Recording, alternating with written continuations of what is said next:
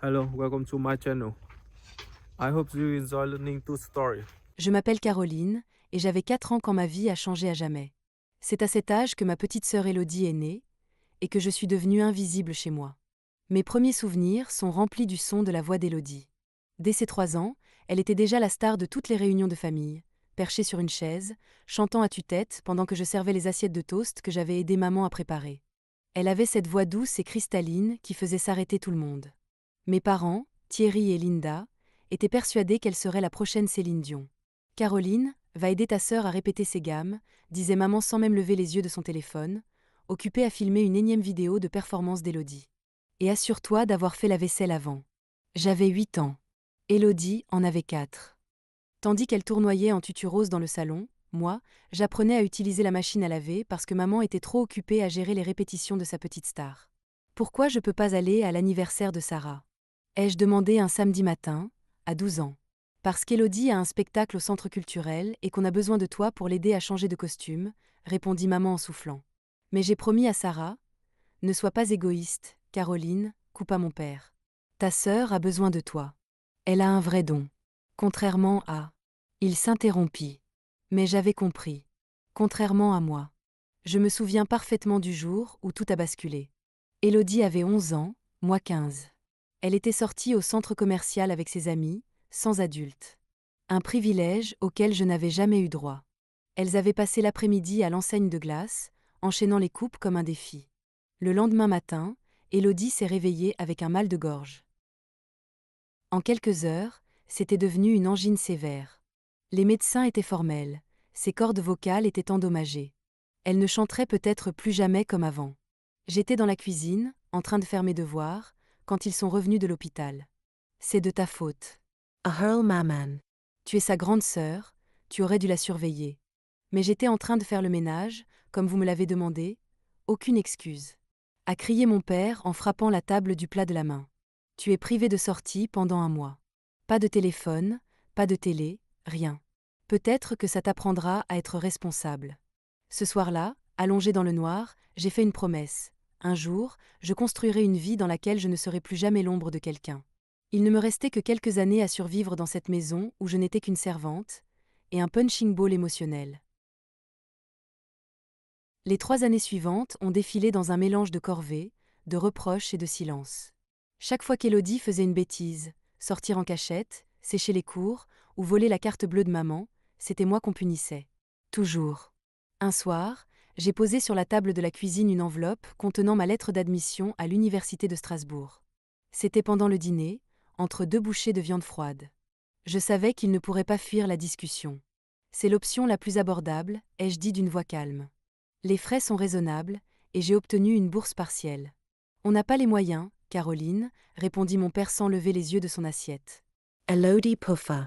T'avais qu'à avoir un vrai talent au lieu de faire des lessives toute la journée. Vous pourriez prendre un prêt pour moi, ai-je insisté. Je peux vous signer un papier, rembourser chaque centime dès que j'ai un travail. Maman poussa son soupir habituel. Celui qu'elle réservait à ses désillusions. On ne fera pas de prêt, ma chérie. L'université, ce n'est pas pour tout le monde. Pourquoi tu ne chercherais pas un travail dans la galerie marchande? Ou au petit café du coin? Mais j'ai une bourse. Il me manque juste un complément. J'ai déjà un budget prêt, j'ai tout planifié. Assez. Claqua mon père en laissant tomber sa fourchette. On a dit non. Point final. Certaines personnes sont faites pour les études, d'autres non. Accepte-le et passe à autre chose. Je suis restée là, devant mon assiette intacte, les yeux embués. En face, Élodie souriait, satisfaite. Ce soir-là, j'ai appelé Rachel, ma meilleure amie depuis le collège. Elle et moi avions tout partagé, les concours de maths, les heures passées à réviser, nos familles exigeantes. Ses parents, M et Madame Kim, tenaient le restaurant Le Dragon d'Or, en centre-ville. J'y avais passé des après-midi entiers à faire mes devoirs en cuisine, loin de la tension de la maison. Ils ne veulent pas m'aider, sanglotais-je au téléphone. Ils refusent même d'envisager un prêt. J'ai fait tout ce qu'ils m'ont demandé, et ça ne suffit toujours pas. Il y eut un silence. Puis Rachel répondit, « Viens au resto demain soir.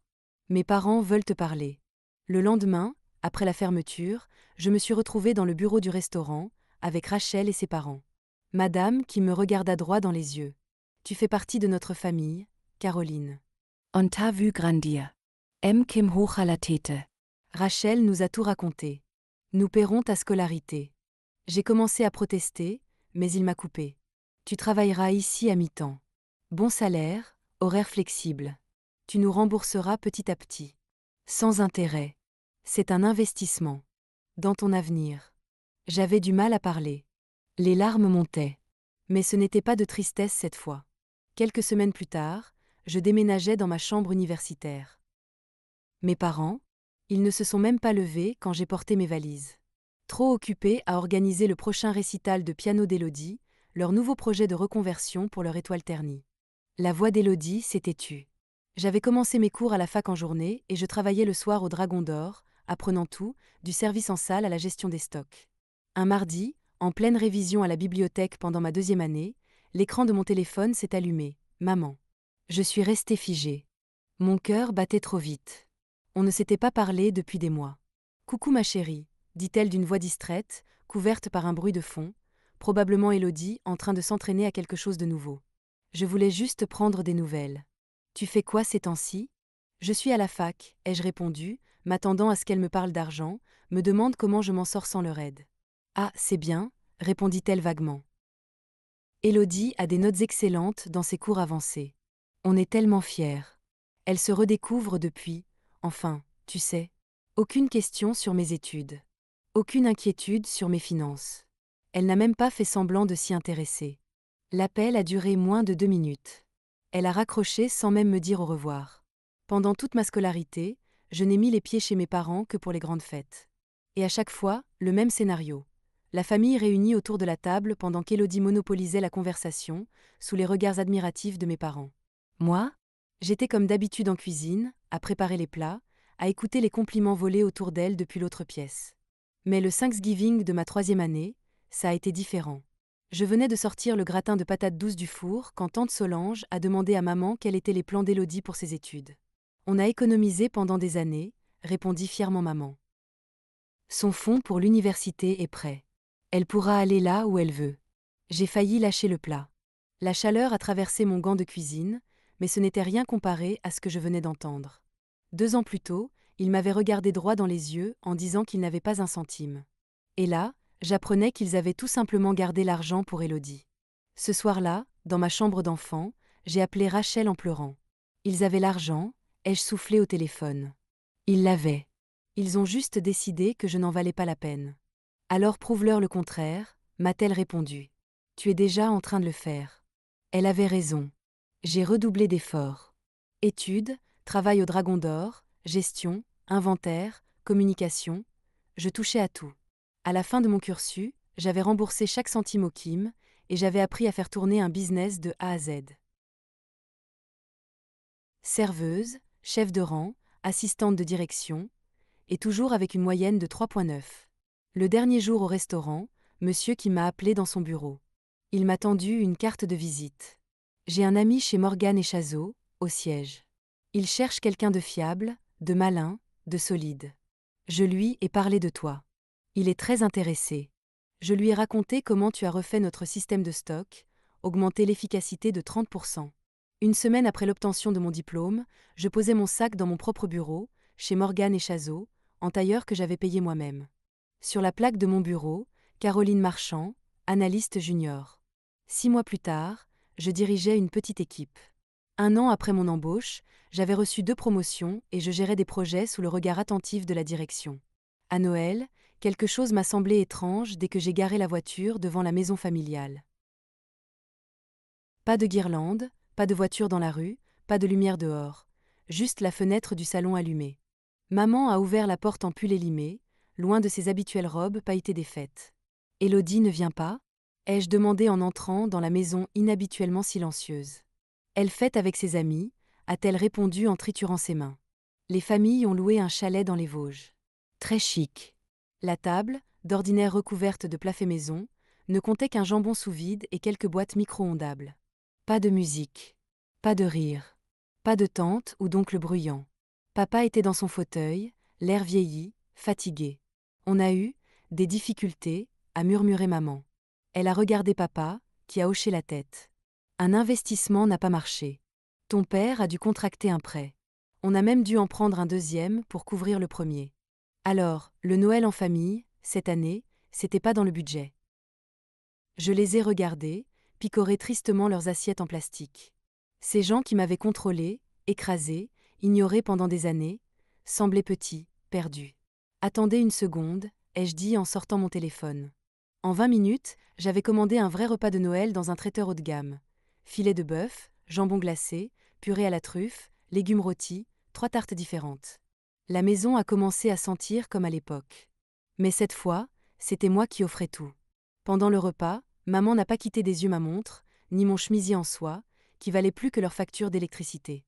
Et puis, tout doucement, elle a dit, on s'est dit que, comme tu es dans une bonne situation maintenant, tu pourrais peut-être nous aider un peu. Juste temporairement, jusqu'à ce qu'on remonte la pente. Le temps qu'on se remette à flot, avait dit maman en fixant mon bracelet en or. Je les ai observés par-dessus mon verre de vin. Une partie de moi avait envie de leur balancer leurs propres mots en pleine figure, ce qu'ils avaient prononcé quand je les avais suppliés de m'aider pour la fac. Il y a des gens faits pour les études, et d'autres non.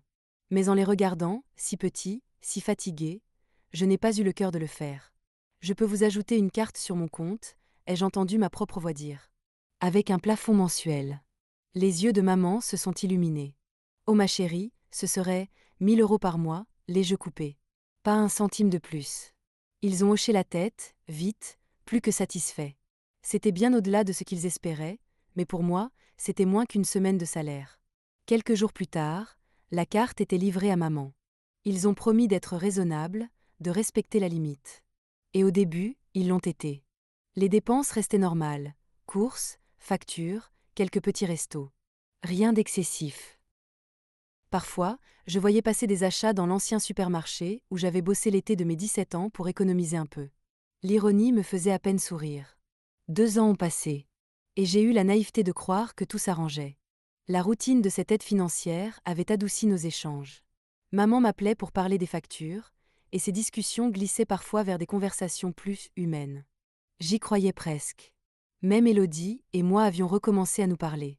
Mais son besoin de compétition n'avait pas changé. Chaque fois que je parlais d'une promotion ou d'un projet au travail, je voyais son sourire se crisper, son regard se durcir, comme quand on était enfant. Responsable de projet senior ? Disait-elle avec ce ton moqueur qu'elle utilisait au lycée. C'est mignon. Moi, je suis en lice pour un poste chez Duval et Associés. C'est plus petit, mais bien plus exigeant. Pas donné à tout le monde. Maman et papa n'avaient que le mot James à la bouche, le nouveau petit ami d'Élodie. Il vient d'une bonne famille, disait maman à chaque appel. Ses parents possèdent une grande agence immobilière dans le centre. Et moi, de mon côté, je regardais toujours les relevés de la carte. Tout était encore dans les clous, courses, EDF, 2 ou 3 dîners. Des choses normales. Provisables. J'ai même commencé à me sentir bien d'aider mes parents. Comme si, on recollait les morceaux. Puis est venu ce post Instagram. Paradis avec mes amours Hawaï. Benai. La légende était accompagnée d'une photo d'Élodie et James sur une plage sublime. Et là, juste à côté d'eux, maman et papa, tout sourire. Les parents de James aussi, tout fiers, habillés en grande marque. Mon doigt s'est figé sur l'écran. Quand est-ce que tout ça s'était passé ? Et pourquoi personne ne m'en avait parlé ? La publication suivante m'a glacé le sang. Tellement reconnaissante envers maman et papa pour ce voyage de fiançailles de rêve. Ils ont tout offert à nos 2 familles. Meilleurs parents du monde. Sponsorisés par l'amour, disait-elle. Je suis restée figée. Puis, tout à coup, j'ai ouvert mon appli bancaire. Mes mains tremblaient. Et là, j'ai vu. 6 billets aller-retour en première classe pour Honolulu, 12 400 €. 3 suites avec vue océan au Grand Wea Resort pour une semaine, 18 860 €. Dîner de bienvenue au Moroto, 2 800 €. Spa pour les couples, 1 200 €. Excursion en voilier au coucher du soleil, 1 600 €. Dîner privé sur la plage, 3 500 €. Ma mâchoire s'est serrée. Ils avaient vidé ma carte. Ils avaient payé un voyage de rêve à toute la famille d'Élodie, avec mon argent. Sans même m'inviter. Sans m'en parler. Mes mains tremblaient trop pour taper le numéro de maman. J'ai dû recommencer 3 fois. Allô ? Sa voix était légère, joyeuse. Derrière, on entendait des rires, de la musique hawaïenne, des vers qui s'entrechoquaient. Où es-tu ? Ai-je demandé, posément. Ma voix était celle que j'utilise en réunion quand je dois gérer un client hostile. Elle a hésité. La musique a baissé, comme si elle s'éloignait. Ton père et moi avons juste pris un petit congé. Tu sais, pour souffler un peu après ces dernières années difficiles. Un congé au Grand Wea Resort, ai-je coupé. Avec Elodie, James et toute sa belle famille. Ce genre de petit break coûte plus de 40 000 €, maman. Zélengse. Puis des voix étouffées. Elle avait mis sa main sur le combiné, mais j'entendais encore des bribes. Elle sait. Qu'est-ce que je... Maman, pourquoi as-tu utilisé ma carte pour ce voyage ? Et pourquoi ne pas m'avoir invitée à la fête de fiançailles de ma sœur ? Bruit, mouvement. Puis une autre voix a pris le relais. Écoute, Madame la cadre, a craché Elodie. On n'a pas besoin de toi ici. T'es plus qu'un distributeur à billets ambulants. On n'a pas besoin que tu viennes gâcher ma fête avec tes histoires de boulot. Je suis restée droite. Ce distributeur vient de payer 20 000 € pour ton dîner de fiançailles. Et encore 20 000 pour vos vols et vos hôtels. Elle a éclaté de rire. Et alors ? C'est bien ce que tu sais faire, non ? Tu bosses, tu ramènes l'argent, et nous, on en profite. T'as toujours été bonne qu'à ça, de toute façon, avait lâché Elodie avant de raccrocher. Je l'ai rappelé aussitôt. Pas de réponse. J'ai essayé maman. Messagerie. Papa ? Perel. Je reviens sur Elodie. Une sonnerie, puis messagerie. Quelques secondes plus tard, les notifications ont commencé à s'enchaîner. Utilisateur vous a bloqué. Mammon. Puis papa. Puis Elodie. Une dernière notification est apparue, un message de maman avant qu'elle ne coupe le contact. On en a marre de ton attitude et de ta jalousie. Laisse-nous tranquilles. Tu gâches tous les moments importants d'Elodie. Je suis restée là, l'écran figé entre mes doigts. Quelque chose de froid, de solide, s'est cristallisé en moi. J'ai ouvert l'application bancaire. Direction, réservation voyage. Chaque clic était comme un maillon qui sautait. Un à un, les liens de cette emprise se brisaient. Clic. Réservation de 3 suites luxueuses avec vue mer, annulée. Clic. Forfait massage pour couple et croisière au coucher du soleil, annulé. Clic. Dîner privé sur la plage, annulé. Clic. Billet retour en première classe pour 6 personnes, annulé. Clic. Carte bancaire de maman, désactivée définitivement. J'ai posé mon téléphone. Et j'ai attendu. J'imaginais très bien la scène. Le réceptionniste expliquant que les chambres n'étaient plus réglées. Le serveur annonçant que la carte ne passe pas. L'employé de la compagnie aérienne expliquant que leur billet retour n'existe plus. 3 heures plus tard, mon téléphone a explosé. Appels en Cascade. Maman. Papa. Elodie. Numéros inconnus avec indicatif d'Hawaï, les Anderson, sans doute. Puis les messages. Carrie, appelle-nous immédiatement. C'est une urgence. Remets ça en ordre tout de suite, jeune fille. Tu fais honte à toute la famille. Tu ferais mieux de réparer ça, ou je te jure que, Elodie c'est James. Mes parents sont furieux. Rétablis les réservations immédiatement. Puis le ton a changé. Ma chérie, on peut en parler calmement. Maman, on va te rembourser. Aide-nous juste cette fois. Papa allez Carrie, c'est mon fiançaille. Sois pas mesquine. Elodie, mes parents parlent d'annuler le mariage à cause de ça. James, j'ai laissé tout en non lu. Puis j'ai bloqué chaque numéro, chaque compte. Mais pas avant de faire des captures d'écran. J'avais le pressentiment qu'ils allaient tout retourner contre moi. Et je ne m'étais pas trompée. Aux alentours de minuit, une notification est tombée, Elodie Marchand a publié un nouveau statut. Je ne peux pas croire que ma propre sœur essaierait de détruire le plus beau moment de ma vie. Elle a toujours été jalouse de mon bonheur, mais là, elle a franchi une ligne. Elle a annulé nos vacances familiales, les billets, l'hôtel, juste par pure méchanceté. Qui fait ça pendant une fête de fiançailles ? Parfois, le sang ne suffit pas pour faire une famille. #toxic #brisé #incomprehension. Les commentaires ont explosé, mais c'est horrible. Quel genre de sœur fait ça ? Je savais qu'elle avait un problème, ça se voyait dans ses yeux. Elle est juste jalouse parce que toi tu réussis ta vie. Je suis restée calme. Puis mes doigts se sont mis à taper. Laissez-moi vous raconter la vraie histoire. Astérisque depuis 2 ans, mes parents utilisaient ma carte bancaire pour leurs dépenses du quotidien. Une aide, plafonnée à 1 000 € par mois. Hier, j'ai découvert qu'ils avaient utilisé plus de 40 000 € de mon argent pour payer des billets en première classe, des suites de luxe, des dîners gastronomiques, des soins et une croisière à Hawaï pour toute la famille d'Élodie, sans me prévenir. Et sans même m'inviter. Quand j'ai appelé pour comprendre, Élodie m'a dit que je n'étais qu'un distributeur, pas une sœur. Et le dernier message de ma mère, avant de me bloquer, on en a marre de toi. Alors oui, j'ai annulé les réservations que je n'ai jamais validées. J'ai supprimé les billets que je n'ai jamais accepté de payer. Et j'ai arrêté de financer des vacances auxquelles je n'étais même pas conviée. Voici les captures d'écran. Voici les relevés bancaires. Voilà la vérité. Faites-vous votre propre opinion sur qui est vraiment toxique ici. Les commentaires ont immédiatement changé de ton. Oh mon Dieu. Élodie, comment tu as pu faire ça? Utiliser l'argent de ta sœur et même pas l'inviter? Carrie, tu as bien fait. Il faut poser des limites à ce genre de comportement. Franchement, t'as tout mon respect. T'as géré ça comme une pro. Et puis, le carnage. Par des amis communs, j'ai appris la suite des événements. Mes parents avaient dû emprunter à 3 couples d'amis pour pouvoir prendre des billets retour en classe éco. Ils avaient été obligés de quitter l'hôtel en pleine journée, devant tous les clients. Et Élodie, fidèle à elle-même, avait pété un câble dans le hall. Quelqu'un avait filmé la scène, la vidéo avait terminé sur TikTok. Mais le plus gros drame, c'est quand les Anderson ont compris qu'ils allaient devoir payer leurs propres vacances. On vous a fait confiance, aurait hurlé Madame Anderson à ma mère, au bord de la piscine. Vous aviez dit que tout était pris en charge. Vous vous rendez compte de la honte que vous nous faites vivre. Élodie, fidèle à son style, n'a fait qu'empirer les choses. Arrêtez de faire vos mendiants pathétiques. Avait hurlé Élodie.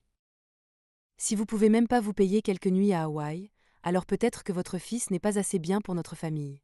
Sie längste total. Puis James, blême, avait pris la parole. Tu sais quoi? T'as raison sur un point. Il avait enlevé la bague de fiançailles de son doigt. Quelqu'un n'est pas à la hauteur pour une autre famille. Et il était parti. Sans hausser le ton. Ses parents l'avaient suivi. Fiancaies rompus.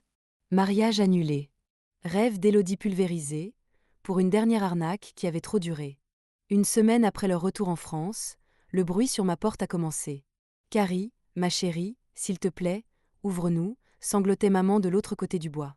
On a compris, on a merdé, ajoutait papa, la voix implorante. Laisse-nous t'expliquer, juste 5 minutes.